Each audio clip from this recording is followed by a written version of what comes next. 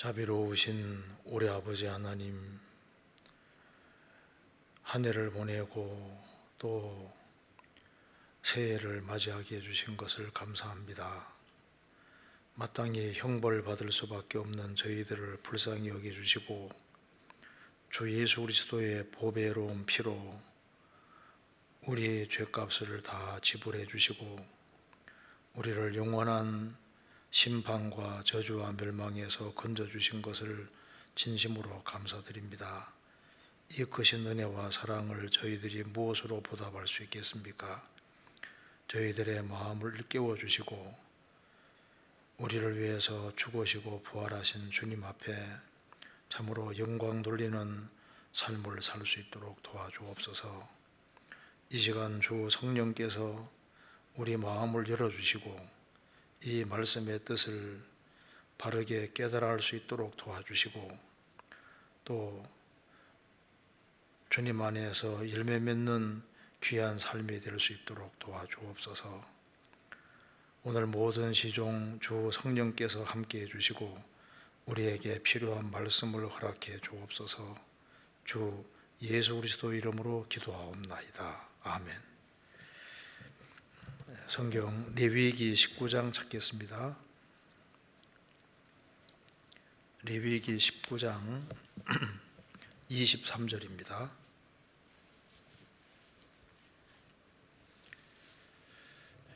19장 23절 제가 읽겠습니다. 너희가 그 땅에 들어가 각종 과목을 심거든 그 열매는 아직 할례 받지 못한 것으로 여기되 곧 3년 동안 너희는 그것을 할례 받지 못한 것으로 여겨 먹지 말 것이요 제4년에는 그 모든 과실이 거룩하니 여호와께 드려 찬송할 것이며 제5년에는 그 열매를 먹을지니 그리하면 너희에게 그 소산이 풍성하리라. 나는 너희 하나님 여호와니라. 거기까지입니다. 새해에도 주님의 크신 은혜와 사랑이 함께 하시기를 진심으로 기원합니다. 오늘 우리가 신앙의 성장에 대해 조금 생각해 보려고 합니다. 우리 이번 동계수련회 때 세계 선교의 사명에 대해서 다시 한번 생각을 하는 귀한 시간 가졌습니다. 우리가 주님 앞에 많은 사람을 전도하고 주님 품으로 인도하기 위해서 무엇보다 우리에게 정말 필요한 것이 신앙의 성장일 거라고 생각이 듭니다. 그래서 오늘 여기 과일나무의 성장에 대해서 얘기를 하면서 우리에게 중요한 교훈을 주고 있기 때문에 이걸 통해서 우리가 어떻게 우리 신앙이 성장할 것인지 우리 신앙 성장의 방향이 어떠해야 될지를 같이 한번 생각해 보도록 하겠습니다. 이 우주 안에서 생명을 가진 존재로서 성장하지 않는 건 딱 하나 있습니다. 누군지 아시죠? 하나님만은 성장이 없습니다. 하나님은 더 나아질 것도 더 나빠질 것도 없고 하나님은 항상 그대로입니다. 왜? 하나님이시니까. 하나님은 성장을 하지 않지만은 생명을 가진 모든 존재들은 무엇인가를 먹어야 되고 또 신앙이 뭔가 자라지 않으면 안 되는 겁니다. 하나님 자녀로 거듭난 사람들에게 하나님께서 간절히 원하시는 것은 우리가 정상적으로 신앙이 성장하는 것을 원하실 겁니다. 그래서 오늘 이 본문을 가지고 생각을 해보면은 우리가 어느 쪽으로 성장해야 될지를 한번 교훈을 받을 수 있으리라고 생각을 합니다. 레위기 19장 23절 찾겠습니다. 너희가 그 땅에 들어가 각종 과목을 심거든. 이스라엘 민족이 이제 이 말씀대로 가나안 땅에 들어가 정착하면서 과일 나무를 심게 되는 겁니다. 각종 과목을 심거든. 온갖 종류의 과일 나무들이 많이 있는데 각종 과목을 심거든 그 열매는 아직 할례 받지 못한 것으로 여기되 그 3년 동안 너희는 그것을 할례 받지 못한 것으로 여기에 먹지 말 것이요. 과일 나무를 심었는데 이제 열매가 이제 3년 되기 전에도 열매가 맺히지 않습니까? 그거 따먹고 싶은 마음이 있을 거 아니에요. 그런데 3년 동안은 할례받지 못한 것으로 부정한 것으로 여겨서 먹지 말 것이요. 그리고 이제 제4년에는 그 모든 과실이 거룩하니 여호와께 드려 찬송할 것이요. 3년 동안 키웠는데 4년 때 과일이 아주 많이 맺혔을 때 얼마나 먹고 싶겠습니까? 먹고 싶은데 이게 그 모든 과실을, 거기에 열린 모든 그 과실은 전부 다 여호와께 드려 찬송할 것이며, 그리고 제5년에는 그 열매를 먹을지니 그리하면 너희에게 그 소산이 풍성하리라. 나는 너희 하나님 여호와니라. 그래서 5년째는 이제 너희 자신이 먹을 수 있다. 그리고 이렇게 하면은 너희들이 그 과일 나무가 아주 풍성한 열매를 계속적으로 맺는 것을 보게 될 것이다. 이렇게 하나님께서 말씀해 주셨습니다. 이스라엘은 이제 가나안 땅 들어가서 과일 나무를 심고 거기에서 무엇을 봤을까요? 자녀를 키우면서 자녀가 자라고 있구나 이것만 보는 게 아니라 부모는 그 자녀 모습을 통해서 자기를 투영해 보게 되는 겁니다. 저 애기 모습이 바로 내 모습이구나. 그래서 아이를 키우면서 많은 걸 배우지 않습니까? 짐승을 키우는 사람은 짐승을 낳고 짐승을 키우는 과정 속에서 그걸 신앙과 이렇게 빗대어서 생각을 하게 되는 겁니다. 곡식을 밟아 뜨는 소의 입에 망을 씌우지 마라고 말씀하셨을 때 어째 그게 소를 위해 염려함이냐? 그 일꾼들에게 뭔가 중요한 걸 알려주기 위함이라고 하셨습니다. 곡식을 떠는 소의 입에 망을 씌우지 마라. 그 말은 복음의 일꾼들이 그걸 통해서 이제 하나님의 축복에 참여하는 걸 미리 보여준 것처럼, 그러니까 일상 모든 생활이 신앙과 연결이 된다는 겁니다. 이스라엘은 이제 과일 나무를 심고 키우는 속에서 하나님이 뭘 원하시는지를 보게 되는 겁니다. 그래서 각종 과일 나무를 심어서 3년 동안은 부정한 것으로 여겨서 먹지 말고 4년째는 먹고 싶어도 먼저 하나님께 드리고 그 다음에 먹어라. 이런 거 보면 우리 이제 신앙생활에 중요한 교훈이 될 수 있습니다. 이 과일 나무를 키우는 속에서 이스라엘 백성들은 이것이 바로 우리의 모습이다. 성경에서는 사람을 나무로 비유한 것이 굉장히 많지 않습니까? 이 과일 나무를 키우면서 저것이 바로 내 모습이고 하나님이 뭘 원하시는지를 보게 되는 겁니다. 생명이 이제 들어가서 이제 싹이 나와서 3년 동안은 부정한 것으로 여기라, 좀 시원치 않은 걸로 여기라 그 말입니다. 옛날에는 아이도 태어나면은 그 어릴 때 많이 죽었지 않습니까? 적어도 3년 정도 지나고 이제 그러면 제대로 살겠구나 이렇게 생각이 들고, 그런 것처럼 이 과일 나무도 3년 정도는 부정한 것으로 여기고 4년째가 되면은 이제 열매가 생길 때 제일 먼저 하나님께 먼저 드리라.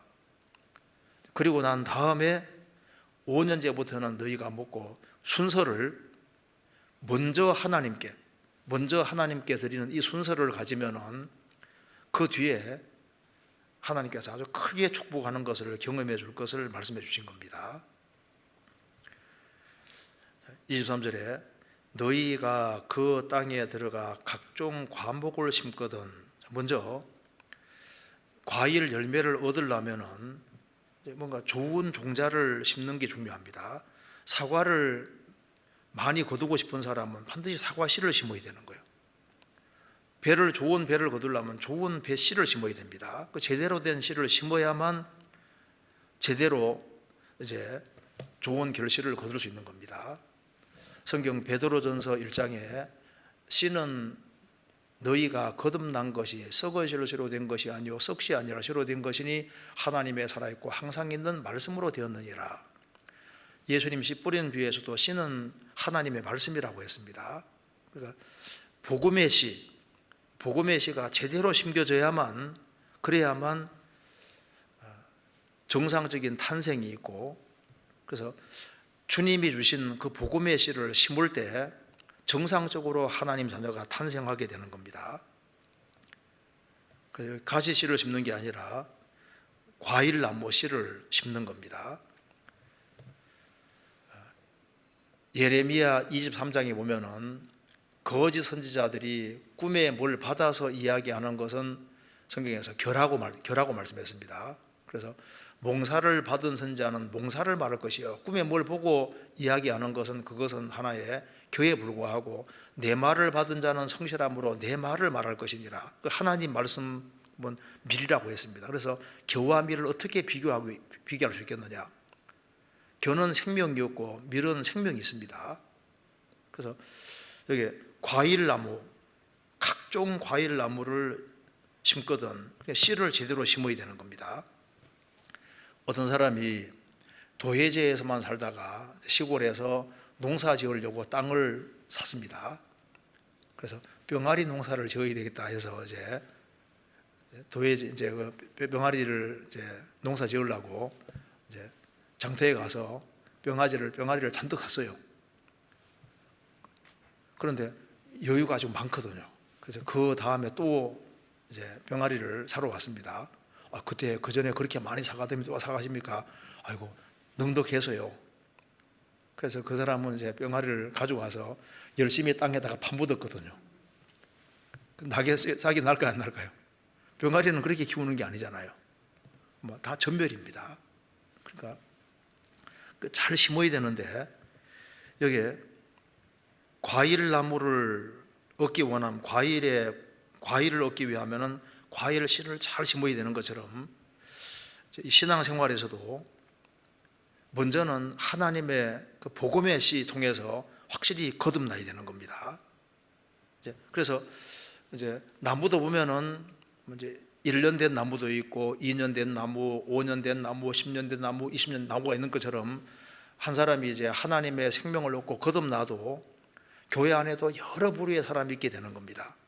이제 갓 구원받은 사람, 또 2년 된 사람, 3년 된 사람, 10년 된 사람, 20년, 30년 된 사람, 그러니까 여러 종류의 과일 나무가 있는 것처럼 많은 종류의 여러 종류의 그리스도인들이 있는 겁니다. 그렇잖아요. 그래서 그런데 여기 이제 말씀하기를, 싹이 나도 3년 동안은 할례 받지 못한 것으로 여기되, 그래서 그걸 먹지 말아라. 그러니까 3년 정도 지날 때까지는 이제 이걸 좀 부정한 것으로 생각을 한다고 했습니다. 뭐든지 나무도 한 3년 정도 지나야만 이게 좀 제대로 되겠다 안 되겠다 생각이 드는 것처럼, 여기 기본적으로 3년이라는 말을 했는데, 우리 학교 다닐 때도 중학교 교육은 보통 3년이잖아요. 뭐든지 하나 기본적으로 익히려면 3년은 걸립니다. 고등학교도 보통 3년 정도 익혀야만 뭔가 제대로 익힐 겁니다. 다니엘서 1장 보면은 그 다니엘과 세 친구를 바벨론 왕이 훈련시킬 때 몇 년 기르게 했습니까? 3년을 기르게, 3년을. 적어도 뭔가 기본적인 거 익히려면 한 3년은 걸리는 겁니다. 사도행전 20장에도 바울 사도가 에베소에서 삼낫을 밤낮으로 이제 가르치다고 했는데, 적어도 한 3년 정도는 지나야만 그 제대로 된 것을 알 수 있을 겁니다. 갓 구원받은 게 구원 안 받았다는 말이 아니고, 구원을 받아서도 적어도 한 좀 세월이 좀 지나 봐야만 이 사람이 정말 제대로 구원받은지 안 받은지 좀 알 수 있잖아요. 그래서 과일 나무도 이제 싹이 나고 자라고 있지만은 3년 정도 될 때까지는 부실한 것으로 생각하고, 4년 정도가 지났을 때는 그 열매를 하나님께 드리고, 그 다음에 5년째부터는 너희들이 먹어라. 자, 이 과일 나무를 심는 사람은 목적이 열매를 얻는 것이 목적입니다. 주님께서도 우리를 거듭나게 하셔서 우리를 성장시킬 때 성장시키는 목적이 뭘까요? 우리가 풍성한 열매를 맺는 것을 간절히 원하시는 겁니다. 사람이 거듭날 때 하나님의 형상의 씨가 들어왔고, 이제 세월이 지나가면서 점점 하나님 형상으로 바뀌어지다가, 그래서 바뀌어지면서 열매를 맺어가면서 또 자라면서 열매 맺어가면서 이게 반복되는 겁니다. 그렇게 하다가 이제 주님 오시는 그날 주님 계신 세계 속에 들어가게 되는 겁니다. 이 과일 나무도 당장 열매를 맺는 것이 아니라 세월이라는 것이 걸리는 겁니다. 시간이라는 게 걸리는 거예요. 그래서 1년, 2년, 3년, 4년 세월이 지나가는 것처럼, 그러면서 점점 자라는 것처럼 한 사람이 신앙이 성장하는 것도 세월이 지나야 됩니다. 그리고 거기에는 이제 주인이 거름도 주고 필요한 것을 자꾸 이렇게 제공해 주고 이렇게 해서 가꾸는 속에서 이렇게 정상적으로 자라는 것처럼 한 사람이 정상적으로 신앙생활을 할 때도 많은 사람의 도움의 손길이 필요한 겁니다. 그 옛날에 이스라엘 백성들은 하나님의 선민으로 부르심 받았지만은 세월이 지나가도 안 바뀌는 거예요. 그때 주님 말씀하시기를 머리가 희끗희끗 할지도 깨닫지 못한다. 좀 머리가 희끗희끗해지면은 나이가 좀 들어가는데, 나이가 들어가면 철이 들어야 되는데 이스라엘 백성들은 철이 안 든다는 겁니다. 하나님께서 탄식하는 것이 호세아서에 나와 있습니다. 자, 백발이 얼룩으로 할지라도 깨닫지 못하는도다. 한 사람이 구원받고 1년, 2년 세월이 지나가면 좀 철이 들고 좀 바뀌어지고 정말 하나님 앞에 제대로 잘 살아야 되겠다, 제대로 공급받아 열매를 맺어야 되겠다, 그래서 30배, 60배, 100배 결실하는 그런 사람이 되어야 되는데 세월만 계속 보내고 작년이나 올해나 똑같으면 안 될 거 아니에요. 그럼 주님께서도 백발이 얼룩으로 할지라도 깨닫지 못하노도다, 이런 책망을 받을 수가 있는 겁니다. 성경 호세아 7장 잠깐 찾겠습니다. 호세아 7장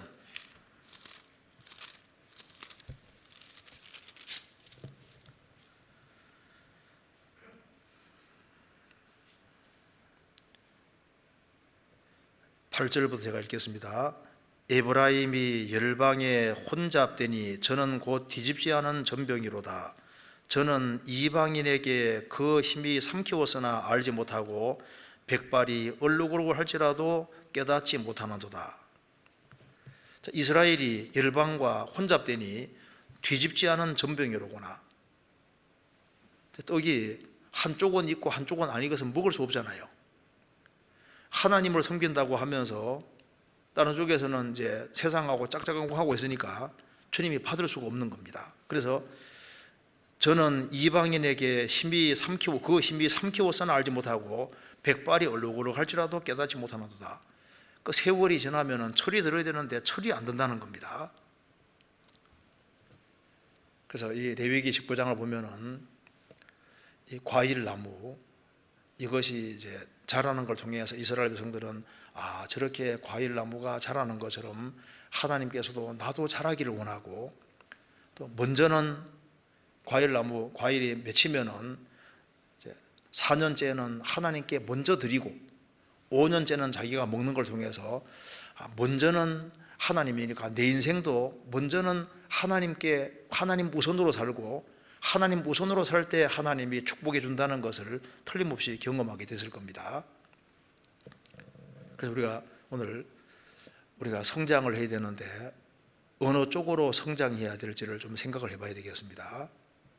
어느 쪽으로 성장해야 되느냐, 그리고 성장이 제대로 되기 위해서는 먼저는 하나님 우선주의가 반드시 되어야 됩니다. 그래야만 그 뒤에 하나님의 축복이 따라올 수 있는 겁니다. 그래서 이제 우리가 신앙이 이제 생명이 우리도 들어왔으면 신앙이 성장해야 되는데 제일 먼저 어느 쪽으로 이제 우리가 신앙이 성장해야 될지 성장의 방향에 대해서 몇 가지 한번 생각을 먼저 해보겠습니다. 데살로니가후서 1장입니다. 데살로니가후서 1장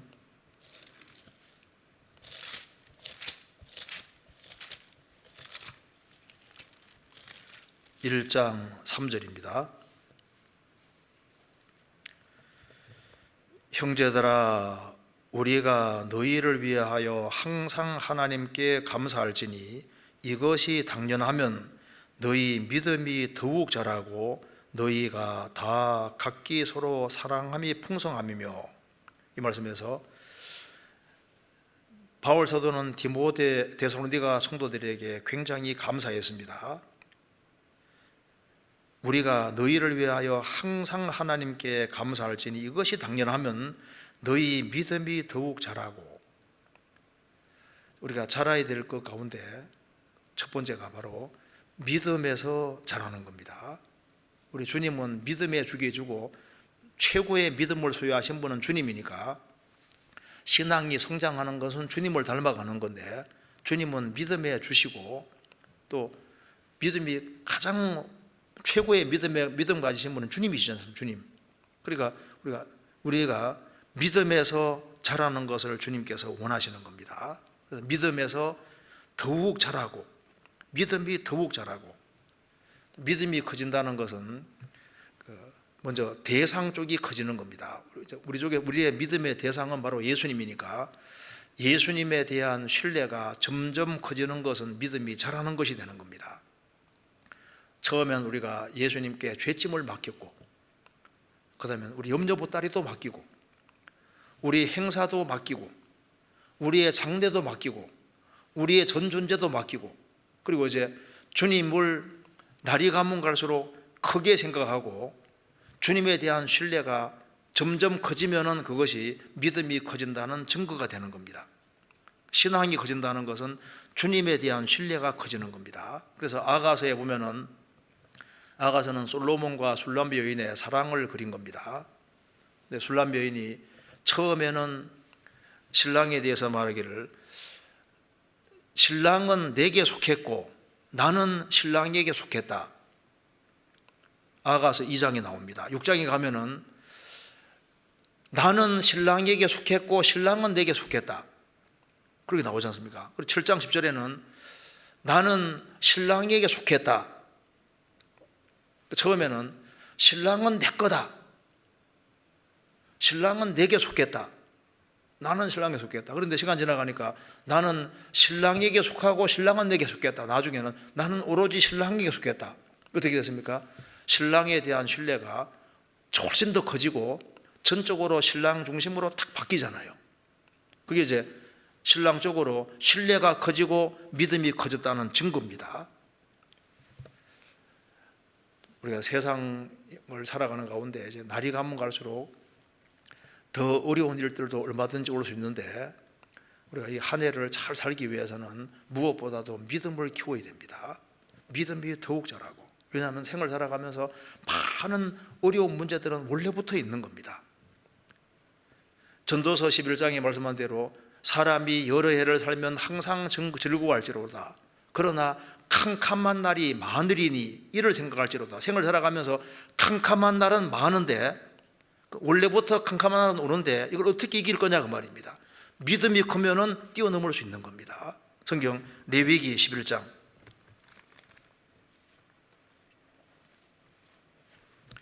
레위기 11장 20절.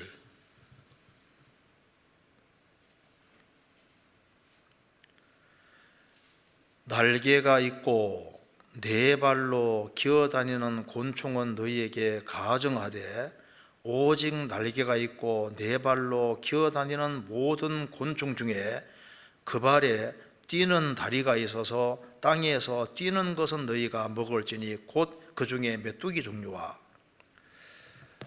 레위기 11장에 정하고 부정한 것을 말씀하시면서 곤충 중에는 기는 것은 다 부정하다, 단 뒤에 뛰는 뒷다리가 있는 것은 정하다.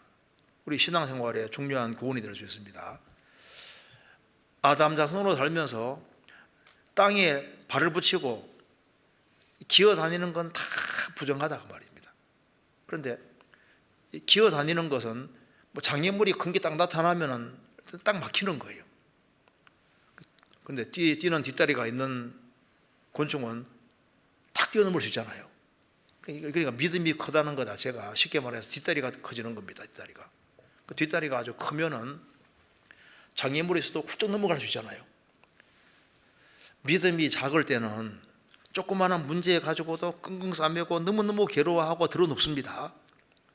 믿음이 좀 커지면은 맡길 것은 주님께 딱 맡기고 탁 뛰어넘어가는 거예요. 너희가 염려함으로 키를 한 자나 더할 수 있느냐? 염려해서 키가 더 커지면 염려해야죠. 염려해서 안 될 거면은 빨리빨리 맡기고 탁 뛰어넘는, 그것이 믿음이 성장하고 있다는 증거가 될 수 있는 겁니다. 시편 119편 165절에 주의 법을 사랑하는 자에게는 큰 평안이 있으니 저희에게 장애물이 없으리이다. 주의 법을 사랑하는 사람에게는 큰 평안이 있으리니 저희에게 장애물이 없으리이다. 장애물이 많이 있지만은 장애물로 안 여겨지는 겁니다. 바울 사도는 전도하는 과정에서 얼마나 많은 장애물과 어려움이 많았습니까? 그런데 그걸 대수롭지 않게 여길 수 있었는데, 왜냐하면 믿음이 컸거든요. 믿음이 크면 다 뛰어넘을 수 있는 겁니다. 다윗도 얼마나 많은 고난을 받고, 요셉도 마찬가지입니다. 그런데 이제 믿음이 커지면은 뛰어넘을 수 있는 거예요. 그래서 환경보다 더 중요한 것은 믿음인 겁니다. 오직 여호와를 앙망하는 자는 새 힘을 얻으리니 독수리의 날개에 치며 올라감과 들 것이요 다른 박질하여도 곤비치 아니하고 걸어가도 피곤치 아니하리로다. 오직 여호와를 앙망하는 자는 새 힘을 얻을 것이다. 독수리의 날개에 치며 올라감 같을 것이다. 독수리 중에 램펠 독수리는 10,000m 이상도 올라간다고 합니다. 10,000m 이상, 상승기류도 하고 10,000m 이상까지 올라가는데, 10,000m 이상으로 날아가는 비행기하고 부딪혀가지고 추락하는 경우도 있다고 하지 않습니까? 독수리의 날개에 치며 올라감 같을 것이다. 그래서 환경은 얼마든지 어려울 수 있습니다. 근데 뿌리를 강변에 뻗치고 있는 나무는 더위가 올지라도 가무는 해에도 빛이 청청하고 결실이 그치지 않으면 같으리라. 그래서 어려움은 원래부터 오는 겁니다. 그런데 물가에 다 심기운 것처럼 주님께 전적으로 딱 기대고 사는 사람은 더위가 오고 그리고 가무는 해에도 결실이 그치지 않을 것이다. 어디 나와있는지 아시죠? 예레미야 찾겠습니다. 17장에 예레미야 17장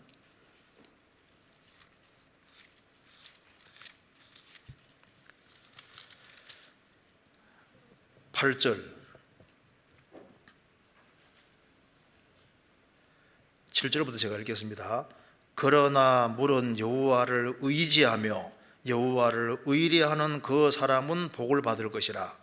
그는 물가에 심기운 나무가 그 뿌리를 강변에 뻗치고 더위가 올지라도 두려워 아니하며 그 잎이 청청하며 가무는 해에도 걱정이 없고 결실이 그치지 아니하면 같으리라. 여호와를 의지하며 의뢰하는 것이 그게 믿음인 겁니다. 주님께 기대고 의지하는 그 믿음이 아주 확실한 사람은 물가에 심기운 나무와 똑같다. 그래서 그는 뿌리를 강변에 뻗치고 더위가 올지라도, 더위는 조그만한 어려움을 가르치는 겁니다. 네. 그리고 가무는 해에도 라고 했습니다. 그래서 더위가 올지라도 괜찮고 가무는 해에도 걱정이 없고 결실이 그치지 아니함 같을 것이다.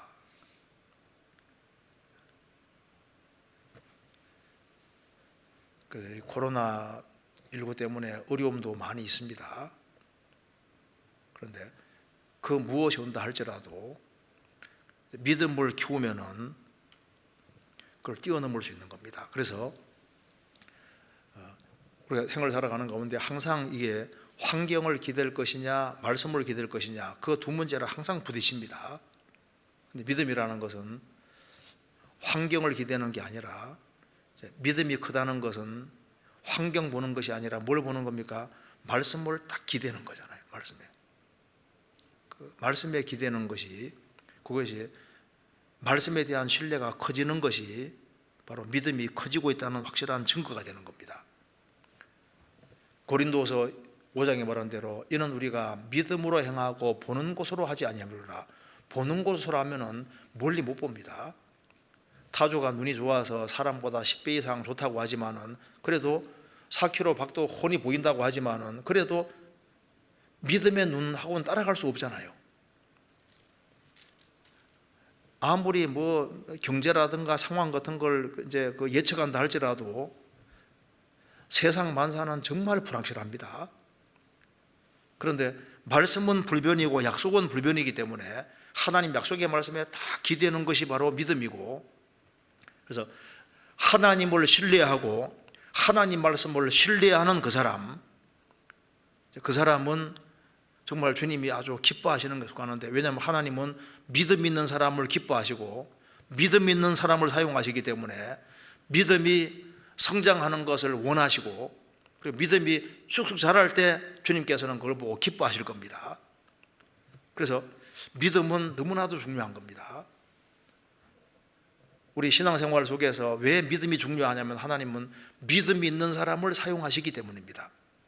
마리아가 시골 촌동네 사람입니다. 나사렛, 축구장 정도 되는 그 정도의 인구수도 얼마 안 됩니다.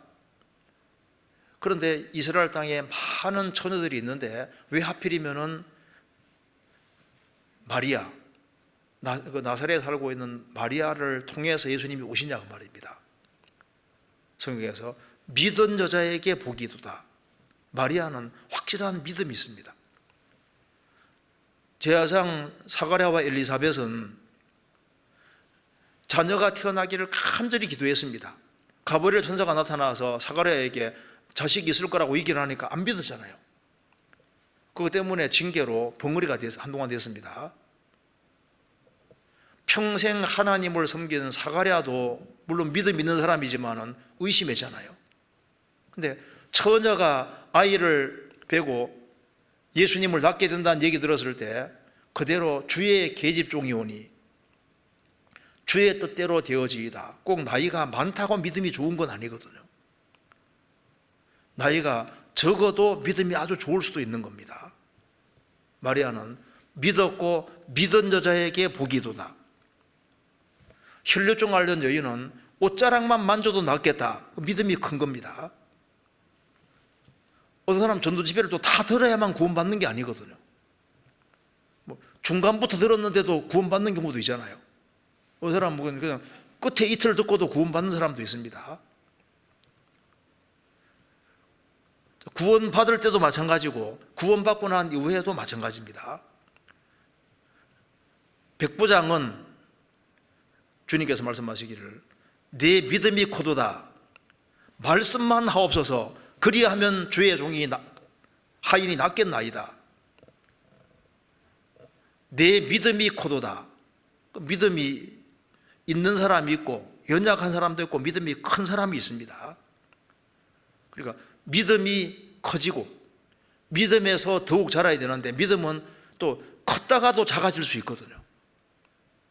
믿음은 들으면서 나는데 말씀을 열심히 들을 때는 믿음이 좀 커가고 있었는데 그만 말씀을 등한히 하고 하면 보면 나중에 믿음이 뚝 떨어져 있는 거예요. 믿음은 커지기도 하고 작아지기도 합니다. 강해지기도 하고 약해지기도 하는 겁니다. 그러니까 우리가 새해 작년보다 믿음에 좀 더 자라야 되겠다. 믿음이 자랄 때 주님이 그걸 기뻐하시는 겁니다. 그리고 이제 그 다음에 베드로후서 3장 찾겠습니다. 베드로후서 3장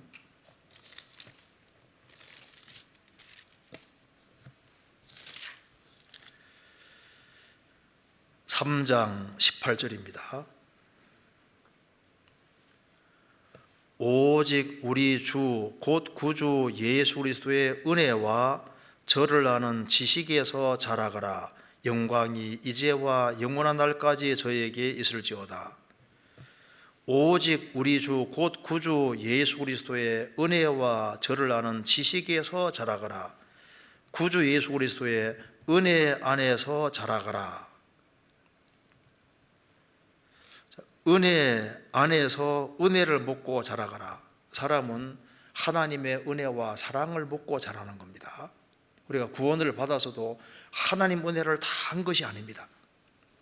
은혜를 계속적으로 받아야 됩니다. 예수님은 세상에 오실 때 은혜와 진리를 가지고 오셨습니다. 주님은 은혜가 충만하신 분이잖아요. 그런데 성경에서 은혜를 아주 충만히 받은 사람은 성경에 두 사람 나오잖아요. 모세, 가나안 땅 들어가기를 구했을 때 내 은혜가 내게 족하다고 했습니다. 더 이상 말하지 마라. 그러니까 모세는 넘치도록 은혜를 받은 사람입니다. 신약 시대 때는 누군지 아시죠? 바울 사도. 병 낫기를 기도했는데 3번이나 기도했는데 네 은혜가 네게 족하다. 은혜를 정말 가장 넘치게 원대로 받은 사람은 모세하고 그리고 이제 바울 사도. 근데 우리는 은혜가 더욱 필요한 사람입니다. 내가 구원을 받았다 할지라도 은혜를 다 한 것이 아니잖아요. 성경에 보면 기드온 얘기에서도 나오지 않습니까? 기드온이 미디안 사람과 전쟁할 때 주님 여기 양털이 있는데 양털에만 이슬이 있고 사방은 바짝 마르게 해주십시오. 그렇게 됐습니다. 그래서 이제 여기 양털을 가지고서 물을 꽉 짜니까 물이 막 쫙 나왔잖아요. 주님 한 번만 더 해주십시오. 양털은 바짝 마르고 사방은 이슬이 가득하게 해주십시오. 그 다음 날 되니까 양털은 바짝 마르고 사면은 이슬로 가득했습니다. 성경에 말한 대로 양털 하면 누가 생각납니까? 어린 양 대신 예수님. 양털과 배실로 섞어 장걸 입지 말지니라. 양털은 예수님의 공도 가리키는 거고 배실은 인간 공도 가리키는 거지 않습니까? 그래서 예수님 공도와 인간 공도 섞으면 다른 복음이 되고 다른 복음을 전하면 저주받는다고 했습니다. 그런데 양털에만 처음에 이슬이 가득했잖아요. 율법은 모세로 말미암아 주어진 것이고 은혜와 진리는 예수를 통해서 왔기 때문에 예수님에게만 처음에 은혜가 가득했지 않습니까? 근데 예수님이 십자가 죽으실 때 바짝 마르셨고 그래서 예수님이 십자가에 죽어서 그 고통을 다 받음으로 전 세계에 동서남북 사방에 전 세계에 은혜가 주어지게 된 겁니다. 그럼 이제 우리는 그 예수님의 은혜로 말미암아 구원을 받았는데 은혜 안에서 더욱 자라가라. 그리스도 예수 안에 있는 은혜 속에서 자라고 은혜 안에서 신앙이 성장하라고 말씀을 하신 겁니다. 그리고 사람이 은혜를 자꾸 받아야지 마음이 부드러워지고 굳세지고 신앙이 좋아지는 겁니다. 여기에 히브리서 13장입니다. 히브리서 13장 9절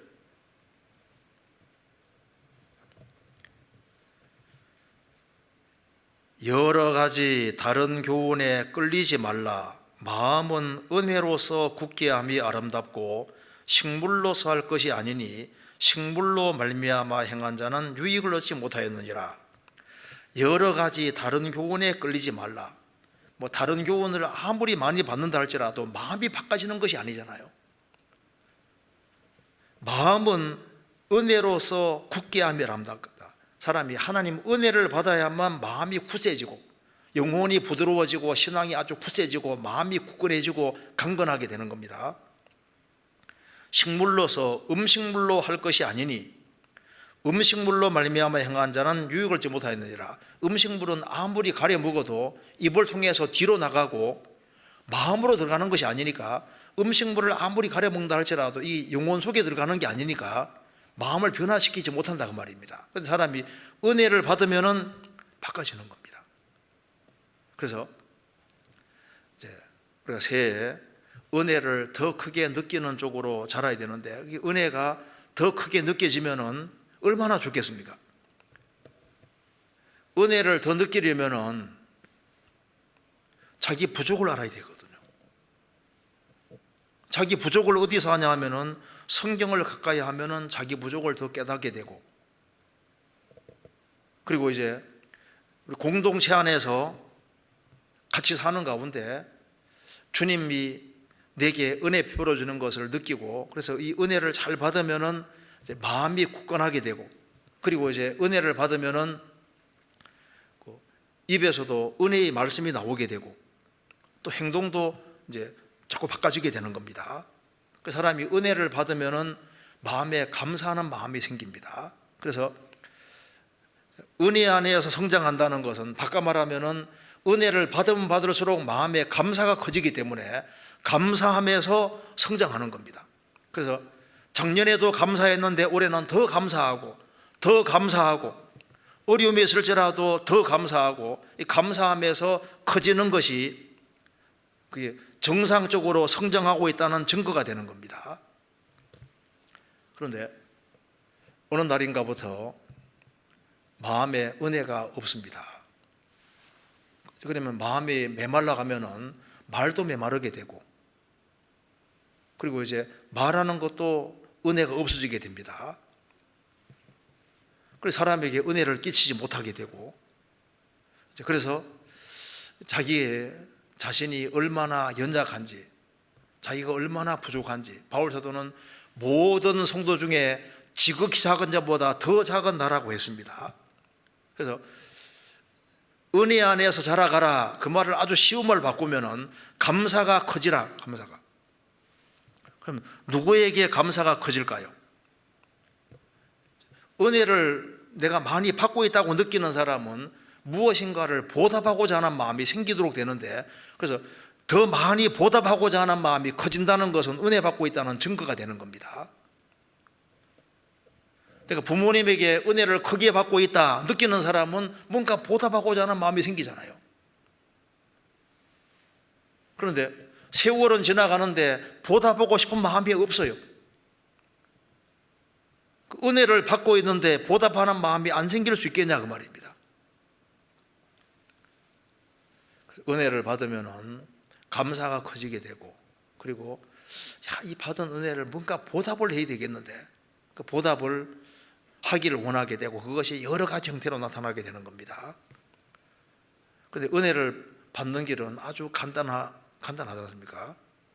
하나님은 교만한 자는 물리치시고 겸손한 자에게 은혜 주신다 하셨느니라. 그래서 겸손한 사람에게 은혜 주시기 때문에, 우리 작년에도 마음을 낮추고 살았어도 올해는 내가 더 마음을 낮추자. 왜냐하면 이건 법칙입니다. 겸손한 사람에게 하나님이 은혜 주신다, 이건 법칙이에요. 그래서 어느 순간인가 내 마음이 메말라지고 냉랭해지면은 조사해 보면은 어딘가 마음이 높아져 있는 겁니다. 성경 야고보서 4장입니다.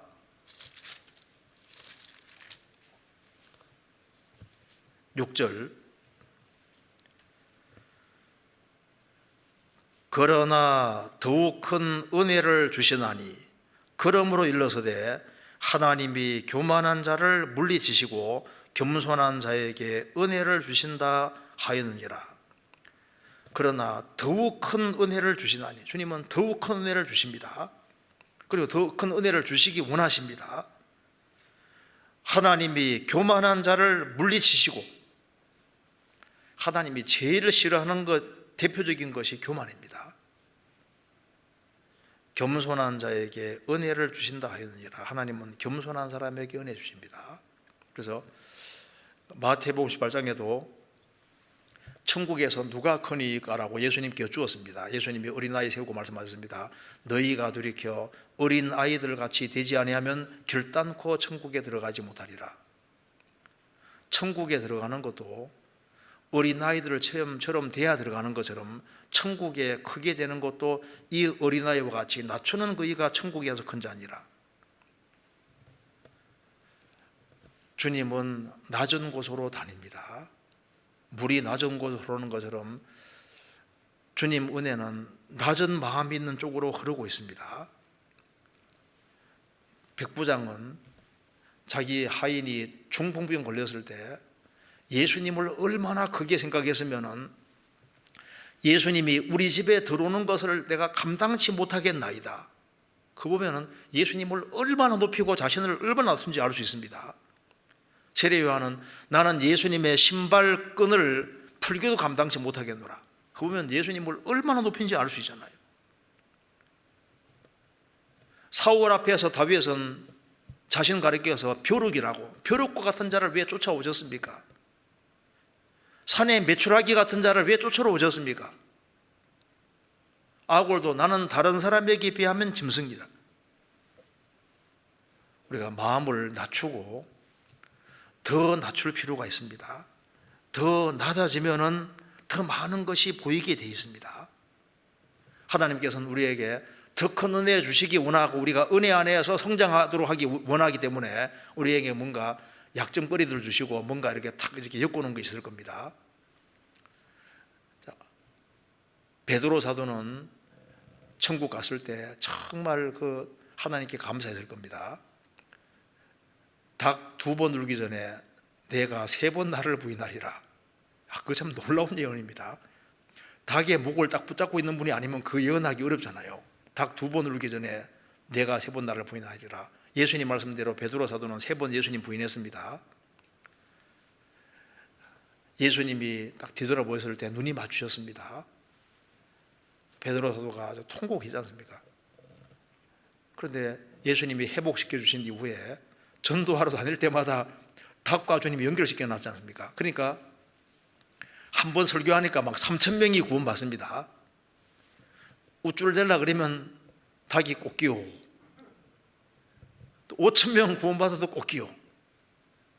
도로가 살려도 꺾이오. 어디 가든지 꺾이오 하니까 사방천지에 있는 게 닭이니까 베드로 사도는 이게 교만할 수 없게끔 주님이 딱 만들어 두신 겁니다. 스폴저 목사님도 평생 통풍이라는 게 있었다고 하잖아요. 통풍.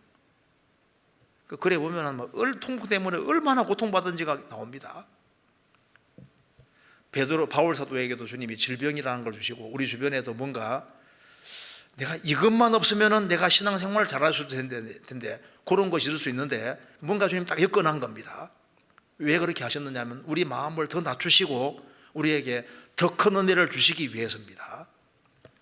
낮추면 안 보이던 것이 보이지 않습니까? 아가서 2장입니다.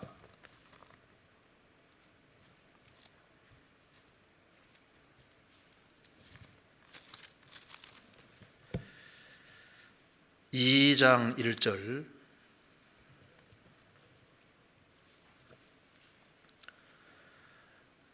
나는 사하론에 수선하여 골짜기에 백합을 오구나. 여기에 골짜기에 백합화라는 말이 나와 있습니다. 평상시에 잘 안 보였는데 골짜기로 내려가니까 안 보이던 백합화가 보이는 것처럼 골짜기에서 백합화를 보는 것처럼 우리도 언제 주님을 더 보게 되냐 하면은 대체로 낮아질 때 안 보이던 것이 보이는 겁니다. 어떤 사람이 시를 쓰기를 내려갈 때 보았네, 올라갈 때 보지 못한 꽃을 내려갈 때 보았네. 우리가 보면 내려갈 때, 낮아질 때, 낮출 때 안 보이던 것이 많이 보입니다. 그래서 은혜 안에서 자라가라. 참 이게 은혜를 받아야지 감사함이 생기는데 이 감사함이 생기는 통로와 길 자체가 낮추고 더 낮추면은 그러면은 모든 것이 감사로 받아지고 하나님이 큰 은혜 내려주시는 것도 알 수 있을 겁니다. 구역 모임 가서도 또 조모임 가서도 무슨 모임에 가서든 마음을 낮추면은 신기하게도 잘 들어오잖아요. 간증 들을 때도 마음을 낮추고 들어오면 잘 들어옵니다. 근데 마음을 높이면은 은혜가 안 되는 거예요. 낮추면은 달라집니다.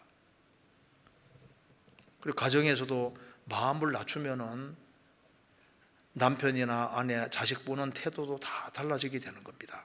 그래 마음 낮추는 게 중요한 거지 않습니까?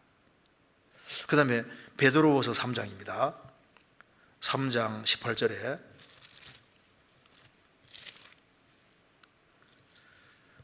오직 우리 주 곧 구주 예수 그리스도의 은혜와 저를 아는 지식에서 자라가라. 영광이 이제와 영원한 날까지 저에게 있을지어다. 지식에서 자라가라. 자, 우리가 지식에서도 자라야 되는데, 하나님은 지식으로 충만하신 분입니다. 하나님은 전지하신 분이고, 하나님은 무한자시고 무한한 지혜를 가지고 계신 분입니다. 예수님께서 마귀를 이기실 때도 기록되었으되 예수님께서 이 성경은 곧 내게 대하여 증거하는 것이라고 말씀하셨습니다. 우리가 어디에서 자라야 되냐면은, 지식이 없어 망하기 때문에 하나님 말씀에 대한 바른 지식이 필요합니다. 그래서 지식에서 자라가라. 구원받은 사람은 영생대학에 입학이기 때문에 우리가 성경을 열심히 배워야 되고 지식에 자라야 되는데, 우리가 어디에서 자라야 되냐 하면은 성경의 중요성을 점점 더 알아가는 쪽으로 자라야 됩니다.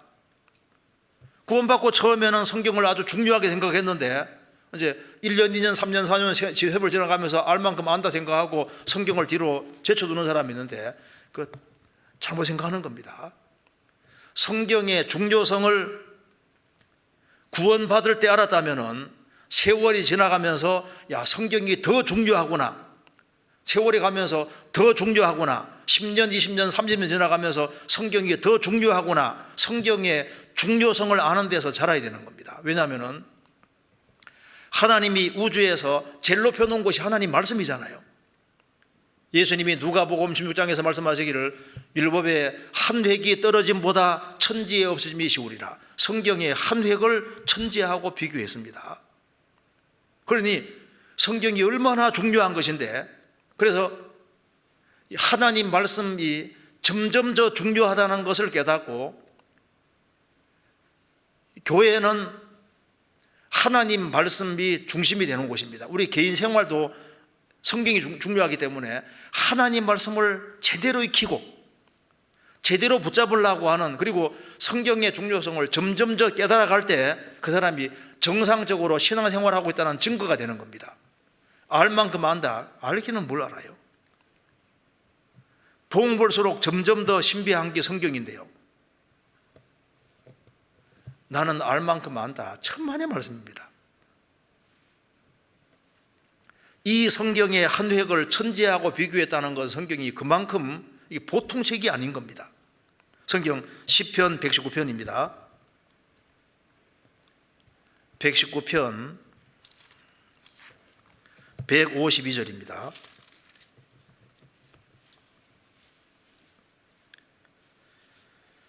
151절부터 제가 읽겠습니다. 여호와여, 주께서 가까이 계시오니 주의 모든 계명은 진리니이다. 내가 전부터 주의 증거를 궁구함으로 주께서 영원히 세우신 것인 줄 알았나이다. 내가 전부터 주의 증거를 궁구함으로 주께서 영원히 세우신 것인 줄 알았나이다.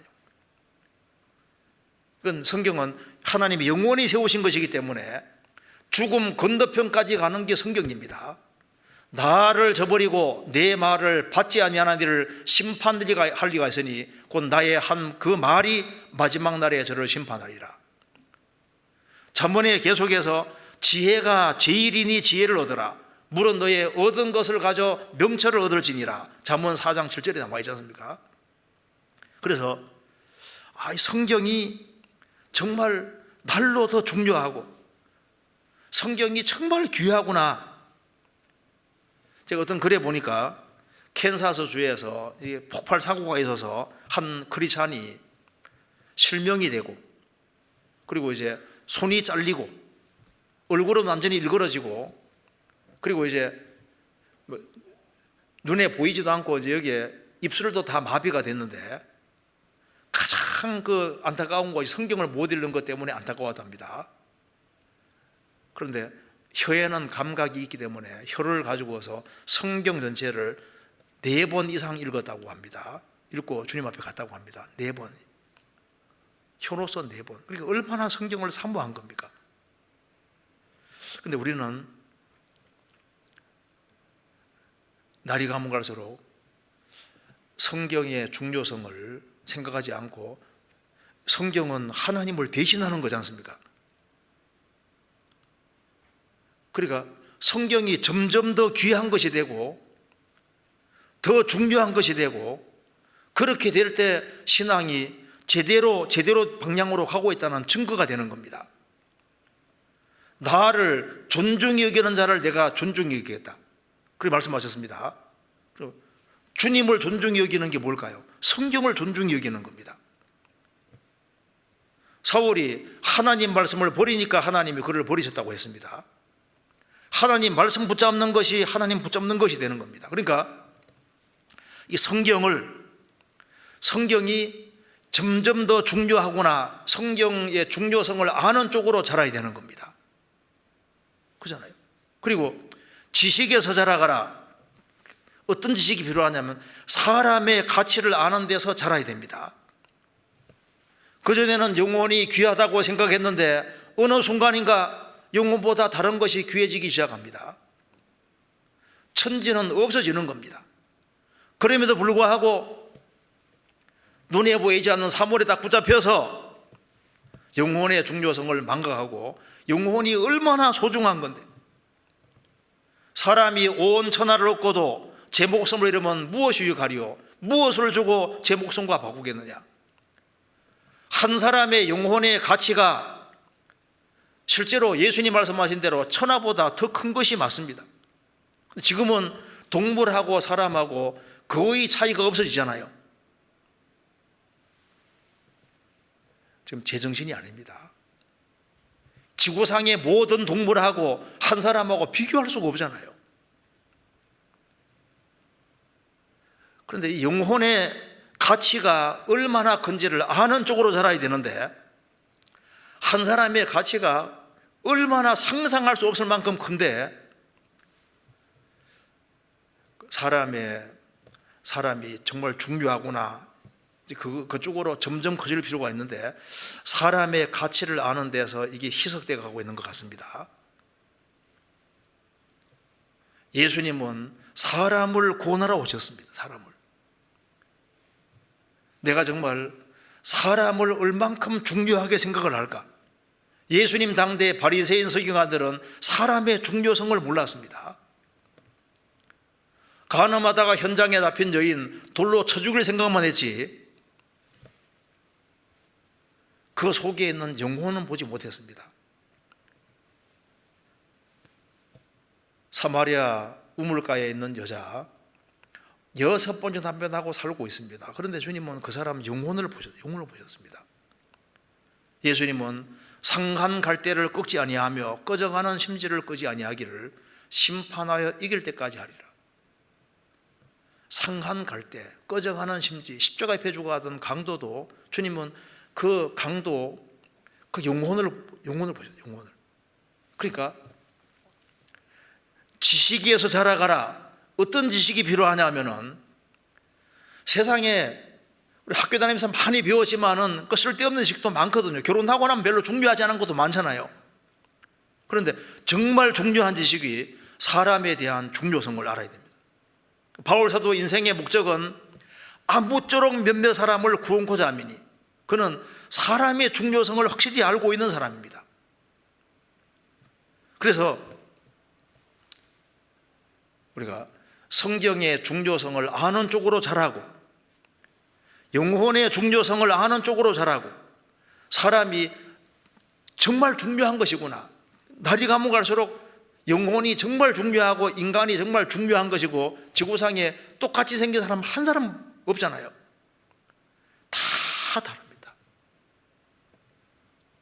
그 한 개개인 한 사람 한 사람이 정말 중귀하고 귀한 사람인데, 우리가 사람의 중요성을 아는 데서 그전에 중요하다 생각했는데 어느 순간부터 사람이 중요해지지 않아지고 있거든요. 사람의 중요성을 생각 안 하는데 어떻게 30명, 60명, 100명을 주님 품으로 인도할 수 있겠습니까? 그리고 우리가 양보다 질이 더 중요하다는 걸 좀 점점 알 필요가 있습니다. 성경 찾아보시겠습니다. 마가복음 12장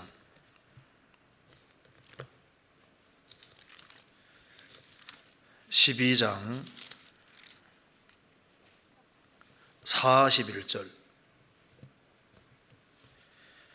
예수께서 연보궤를 대하여 앉으사 무리의 연보궤에 돈 넣는 것을 보실새 여러 부자는 많이 넣는데 한 가난한 과부는 와서 두렙돈 곧 한 고드란트를 넣는지라. 예수께서 제 아들을 불러다가 이르시되 내가 진실로 너희에게 이르노니 이 가난한 과부는 연보궤에 넣는 모든 사람보다 많이 넣어도다. 저희는 다 그 풍족한 중에서 넣었거니와 이 과부는 그 구차한 중에서 자기의 모든 소유 곧 생활비 전부를 넣었느니라 하셨더라. 주님이 연보궤에 돈 넣는 것을 보시고 부자는 풍족한 중에 많이 넣는데 한 가난한 과부는 두렙돈 한 고드란트 한 1,000원도 안 됩니다. 주님이 제일 많이 넣었다고 했습니다. 실제로 주님은 거짓말 안 하시는 분이고 실제로 그랬습니다. 실제로 달란트에 비유도 보면은 5달란트 받은 사람이 5 남길 때 2달란트만 2 남겼을 때 칭찬이 똑같습니다. 양으로 봤을 때는 5달란트가 많지만은 칭찬은 똑같잖아요. 5달란트 받은 사람은 5 남겨야 됩니다.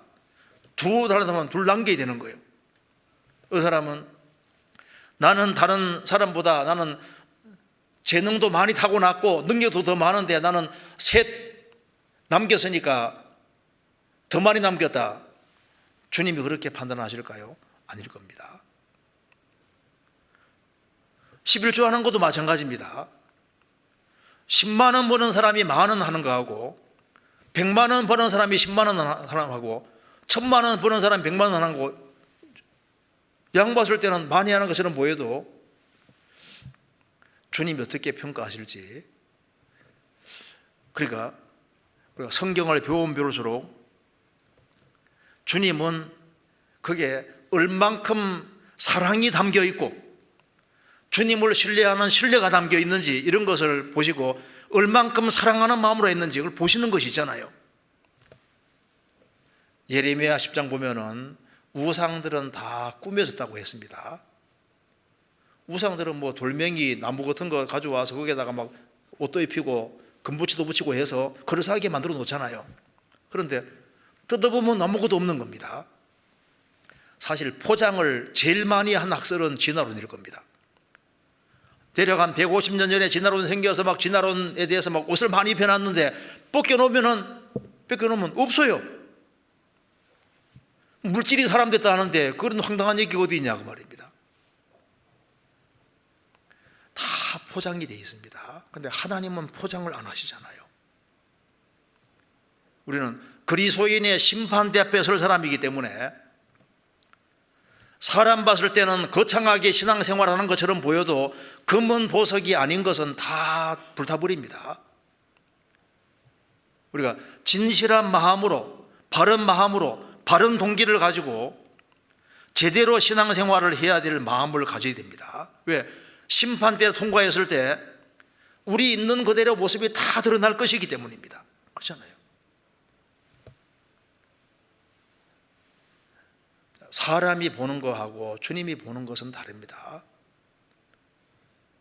우리 신앙생활 속에서 동기가 불순한 동기로만 하지는 않을 겁니다. 근데 주님은 잘하고 못하는 걸 정확히 아시잖아요. 요한계시록 2장 3장에서도 교회가 잘하는 것은 칭찬해주고 잘못한 것은 책망하셨는데 잘하는 거 잘못한 게 섞여서도 잘하는 건 인정해 주십니다. 그렇잖아요. 그런데 우리가 좀 더 동기도 더 순수히 하고 그리고 내가 제대로 주님 앞에서 신앙생활하고 있는지 그런 걸 좀 생각을 해볼 필요가 있습니다. 왜 새해 시작하는 시점이니까. 또 한 가지는 우리가 뭘 아는 데서 좀 잘해야 되냐 하면은 시간의 중요성을 아는 데 좀 더 잘할 필요가 있습니다. 왜냐하면 이제 주님 오실 날은 가까이 다가오고 있고 나이는 들어가는데 이 시간이 얼마나 중요한데 날이 가면 갈수록 야, 이게 시간이 참 중요하구나. 시간의 중요성을 생각할 필요가 있습니다. 성경 베드로후서 3장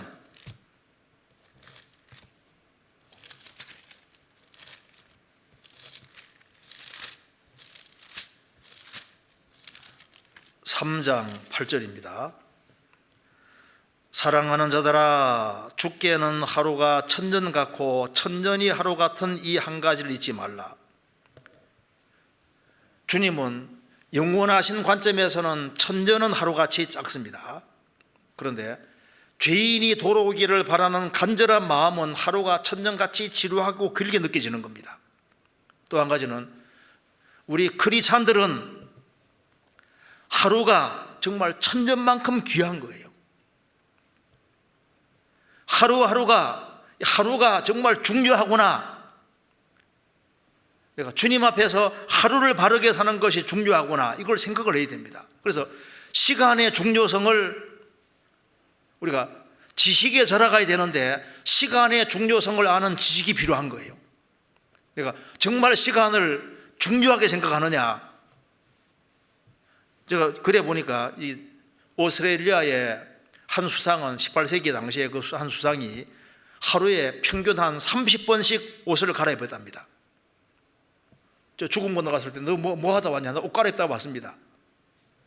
그 아까운 시간을 진지하게 중요하게 보내야 됩니다.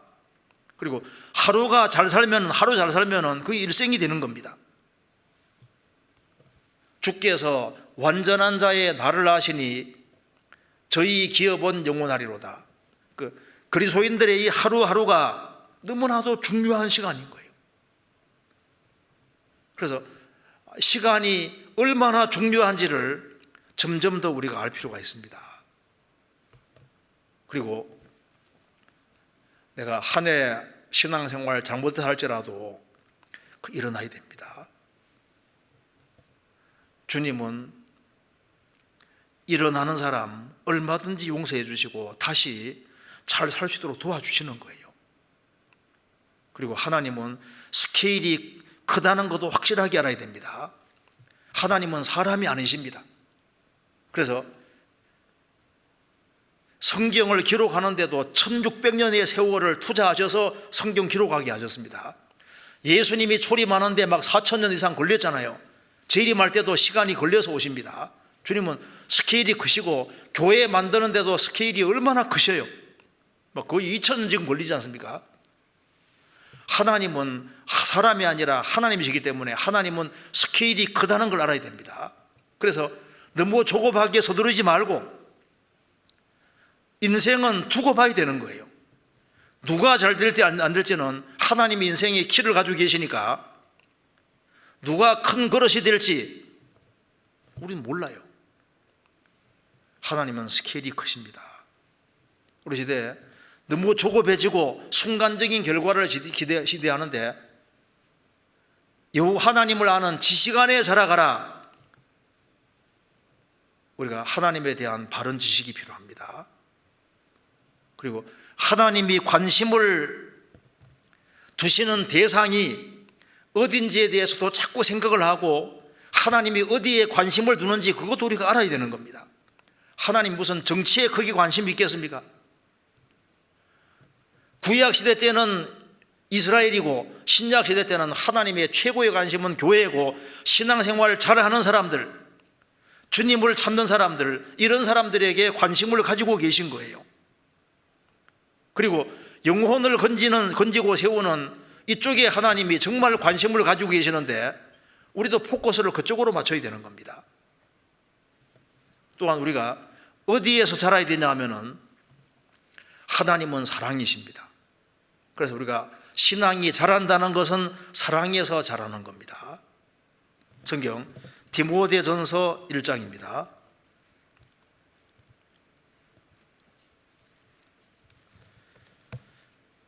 1장 5절.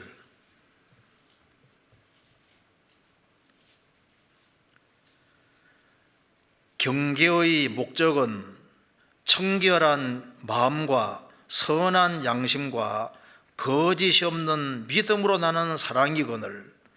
경계의 목적은 사랑이라고 했습니다.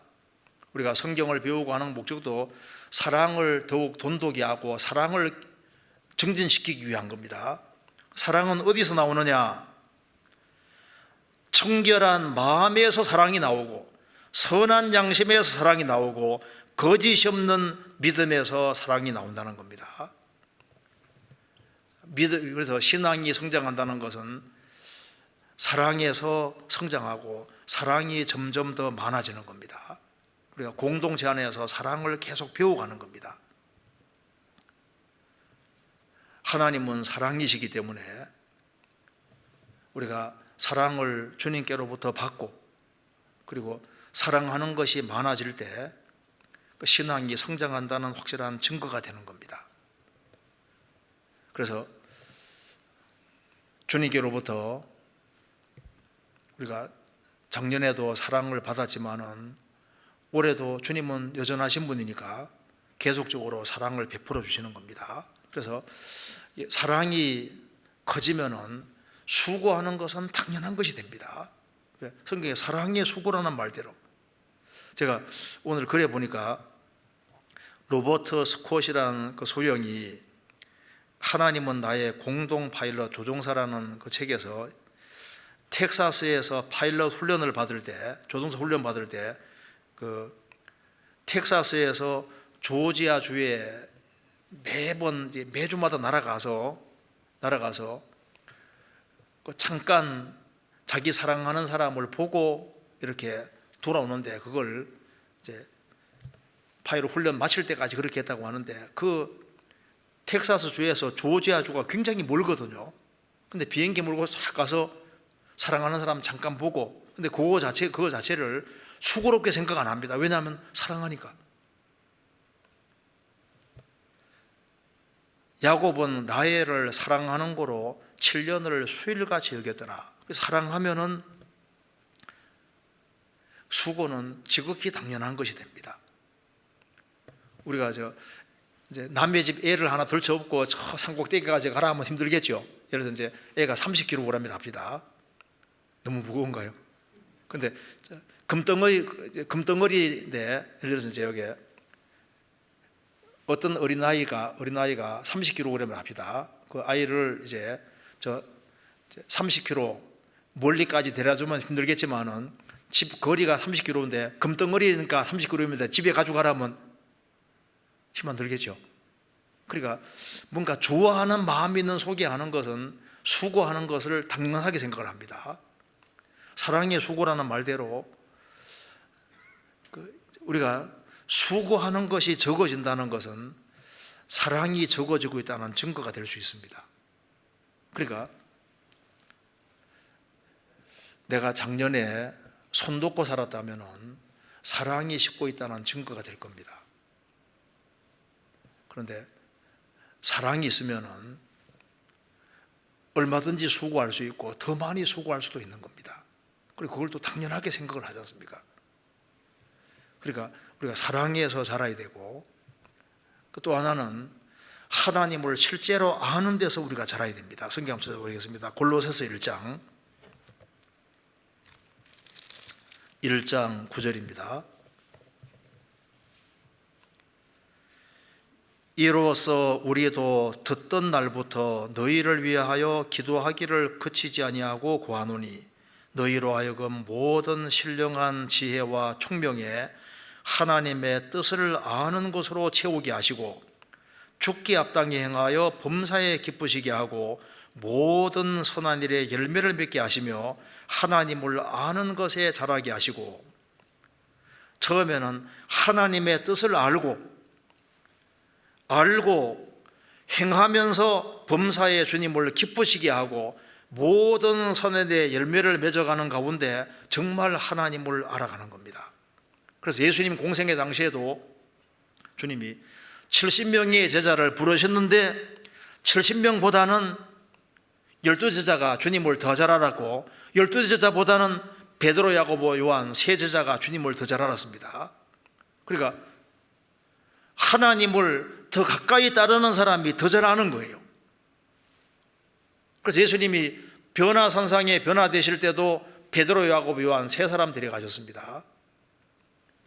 회당장 야이로의 딸을 살릴 때도 베드로, 야고보, 요한 세 사람, 겟세마네 동산에서 피땀 흘려 기도할 때도 세 사람만 데려가셨습니다. 그러니까 12제자보다 세 제자는 주님을 더 잘 알았습니다. 그러니까 주님을 알 때 주님을 더 가까이 따르는 사람에게 주님을 더 알게 해주시는 겁니다. 주님을 더 사랑하는 사람에게 주님이 자신을 더 나타내 주시는 거예요. 성경 요한복음 14장입니다. 14장 21절. 나의 계명을 가지고 지키는 자라야 나를 사랑하는 자니 나를 사랑하는 자는 내 아버지께 사랑을 받을 것이요 나도 그를 사랑하여 그에게 나를 나타내리라. 나의 계명을 가지고 지키는 자라야 나를 사랑하는 자니 나를 사랑하는 자는 내 아버지께 사랑을 받을 것이요 나도 그를 사랑하여 그에게 나를 나타내리라. 시편 18편에 말씀하신 대로 자비한 자에게는 주의 자비하심을 나타내시며 완전한 자에게는 주의 완전하심 나타내시며 깨끗한 자에게는 주의 깨끗하심을 보이시며, 소돔 고모라가 망할 때 소돔 고모라에 살고 있는 롯은 소돔 고모라 망하는지 몰랐습니다. 소돔 밖에 있는 아브라함이 먼저 알았잖아요. 주님의 뜻을 알고 주님의 뜻 가운데 살아가는 사람에게 주님을 더 알게 해주시는 거예요. 주님을 아는 데서 더 자라가야 되는 겁니다. 그리고 또 우리가 어디에서 자라야 되냐 하면은 교회를 아는 데서 자라야 됩니다. 주님을 사랑하는 사람은 교회를 사랑하는 사람일 겁니다. 우리 시대에 교회에 대한 지식이 희석되어 가고 있는데 교회가 얼마나 중요한지 몰라요. 갈라디아서 뒤에 에베소서가 있습니다. 갈라디아서는 구원 문제를 확실히 얘기하잖아요. 구원 문제 얘기하고 그 뒤에 그대로 교회 얘기하고 빌립보서는 교제지 않습니까? 신약 성경에 사복음서는 예수님의 공생애고 나머지 사도행전부터 전부 다 교회에게 주신 편지이기 때문에 교회가 중요하니까 교회에게 편지를 보내는 겁니다. 그런데 구원받고 처음에 교회를 중요하게 생각했는데 어느 순간인가부터 교회를 별로 중요하게 생각 안 하거든. 주님을 머리로 받드는 교회, 이게 얼마나 심각한 얘기입니까? 주님이 세우신 교회 안에 주님이 두루 역사하신다고 하셨는데 그 교회 안에 교회의 중요성을 점점 더 깨달아가는 것은 신앙생활에 아주 절대적으로 중요한 겁니다. 그래서 시편 84편에 보면은 처음에는 주의 장막이라고 했다가 그 다음에 주의 집이라 했다가 주의 궁전이라고 했지 않습니까? 궁정이라고. 날이 가면 갈수록 참 교회가 중요하구나. 교회의 중요성을 아는 데서 우리가 점점 더 달아야 되고 교회가 있다는 게 얼마나 중요한 것인지 알아야 됩니다. 지금 지구상에 지구가 존속되는 이유도 지구상에 참된 교회가 있기 때문에 주님이 존속시키시는 거예요. 소돔 고모라에 의인 10명이 있으면 멸망이 지연됩니다. 예루살렘에 의인 1명 있으면 멸망이 지연되잖아요. 아직까지 하나님이 지구를 두시는 이유가 참된 교회가 있기 때문에, 주님이 할 일이 있기 때문에 교회를 두시는 겁니다.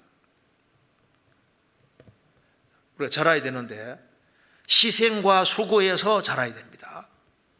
이제 날이 가면 갈수록 조금 더 희생하자, 헌신적으로 바뀌어야만 그게 성장한다는 증거가 되는 겁니다. 요한복음 21장에 153마리 물고기 잡혔을 때 예수님이 그걸 가져오라고 하셨습니다. 숯불 위에 생선이 굽혀 있는 생선이 있지 않습니까? 주님이 원하시는 것이 뭐냐 하면은 주님께 바치는 걸, 주님께 자신을 전적으로 드리는 걸 원하는 겁니다. 우리 신앙생활의 시작은 처음에 양으로 시작하지만 주님이 나중에 말처럼 되기 원하시거든요. 용감한 준마처럼 되기 원하시는 겁니다. 그래서 명령하면은 장관 호령 소리 듣고 전쟁터로 달려가는 것처럼 주님 말씀하시면은 용감하게 달려가는 그거 주님께서 원하시지 않습니까? 그래서 신앙이 성장할수록 시간을 주님께 바치게 되고 물질을 주님께 드리게 되고 몸과 마음을 주님께 바치고 헌신하는 사람이 되어 간다는 것은 신앙이 성장한다는 증거인 거예요. 우리 마음에 원한이라는 것이 좀 필요합니다. 이 불쌍한 영혼들을 마귀가 꼭 잡고 있는데 원한이 없냐 그 말입니다. 그러니까 적어도 주님 앞에 갈 때까지 더 많은 영혼을 주님 품으로 인도하고 와야 되겠다는 그런 원한이 있어야 됩니다. 내 마음 구원받으면 됐냐? 그거 아니지 않습니까? 기드온이 미디안 대군을 이기고 세바와 살문나를 끝까지 쫓아간 이유가 뭔지 아시죠? 성경에 나와 있기를 사사기 8장 19절에 세바와 살문나에게 너희들이 죽인 자가 누군지 아느냐? 내 형제들이다. 내 어미의 아들들이라고 했습니다. 세바와 살문나가 자기 형제들을 죽였기 때문에 마음에 원한이 있는 겁니다. 미디안이 원수라고. 원한이 있으니까 키우고 쫓아가서 적장을 죽이잖아요. 우리의 사랑하는 가족이 멸망으로 달려가고 있는데 그들을 건져야 되겠다는 그 간절한 마음이 있어야 됩니다. 그렇지 않습니까? 이 세상은 다 지나가는 겁니다. 그래서 우리가 비전이 있고 우리 시야가 커질 필요가 있습니다. 좀 더 많은 사람들이 구원받고 우리의 마음과 생각도 점점 커져야만 그게 신앙이 성장하고 있다는 증거가 되지 않습니까? 성경 레위기 19장입니다.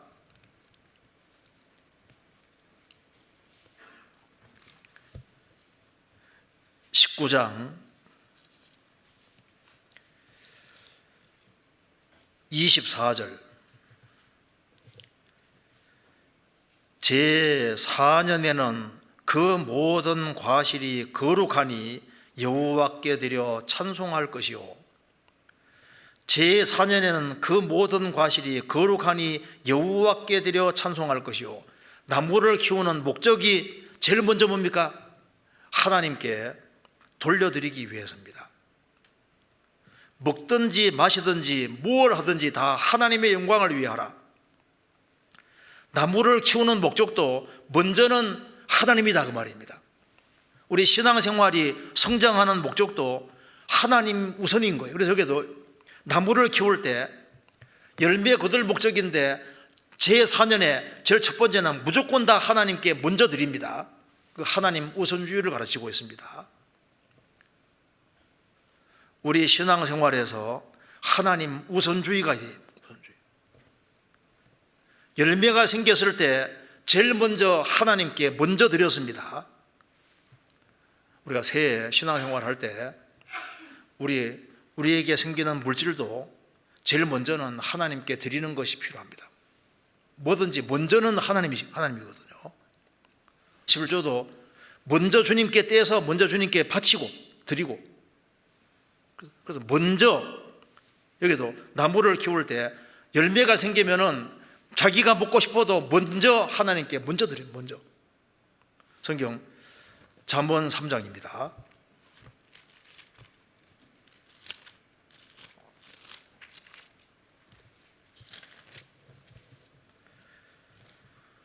(9절) 내 재물과 내 소산물의 처음 익은 열매로 여호와를 공경하라. 그리하면 내 창고가 가득히 차고 내 즙털에 새 포도즙이 넘치리라.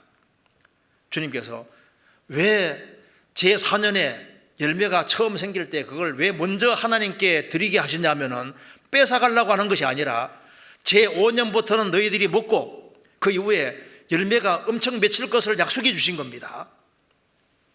왜 주님이 내 재물과 소산물에 처음 익은 열매로 여호와를 공경하라고 하냐면은 축복해 주고 싶어서 그런 겁니다. 그리하면 내 창고 가득히 차고 내 즙털에 새 포도즙이 넘치리라. 주님은 뺏어가려고 하는 게 아니라 주시려고 그렇게 하시는 겁니다. 그래서 하나님 우선주의로 살아가는 것이 풍성한 결실을 맺는 가장 지름길이 되는 겁니다. 우리가 여유가 있어서 헌금하는 거 아니거든요. 오히려 여유가 없기 때문에 헌금하는 겁니다. 그리고 먼저 그 나라와 그 의를 구하면 모든 걸 더한다는 약속이 있지 않습니까? 그래서 먼저 하나님께 하면은, 즉 인생의 목적이 하나님 우선이고 하나님 중심이면은 제5년에는 열매를 먹을지니 너희 과실이 풍성할 것이다. 여호와의 말이니라. 먼저 하나님 우선주의로 살면은 열매를 많이 먹게 해줄 것을 주님께서 말씀해 주신 겁니다. 우리의 신앙이 성장하는 것과 이 일은 연결되어 있습니다. 사람이 자라면은 일을 하게 되는 것처럼 신앙이 성장할수록 일을 하게 되고, 교회도 커질수록 힘이 있을수록 많은 일을 합니다. 우리 교회가 세계 선교를 그냥 담당하는 것이 아니지 않습니까? 그만큼 성장이 있기 때문에 하나님께서 일꾼도 많이 주시고 일을 하게 하시는 겁니다. 우리가 새해 어떤 식으로 신앙생활을 해야 될지를 마음에 결심을 더 굳힐 필요가 있습니다. 우리 한 군데마다 보시겠습니다. 누가복음 6장입니다. 누가복음 6장 38절.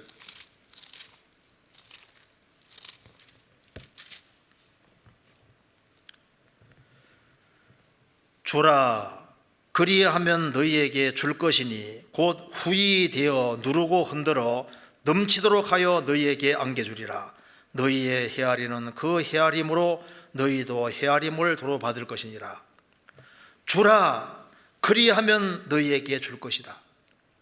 그리스도인의 신앙생활은 주는 생활입니다. 하나님께 드리고 또 이웃에게 나눠주는 생활인데, 너희에게 줄 것인데 후히 되어 누르고 흔들어 넘치도록 하여 너희에게 안겨주리라.